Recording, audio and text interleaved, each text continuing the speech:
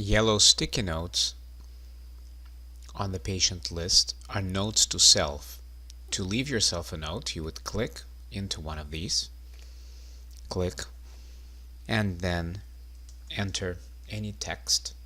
You could also add in EMR preferences up to 3 tick boxes. When you click Save, you will see the text and any of the ticked tick boxes in the main view. To create tick boxes, you would need to go into the menu on top of the screen, EMR Preferences. Under EMR Preferences, select Web EHR.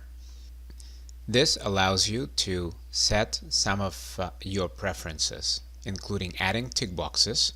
These are your tick box or checklist items. By default, these are empty.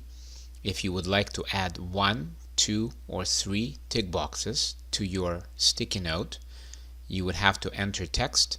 This text is completely up to you and is individual to your practice.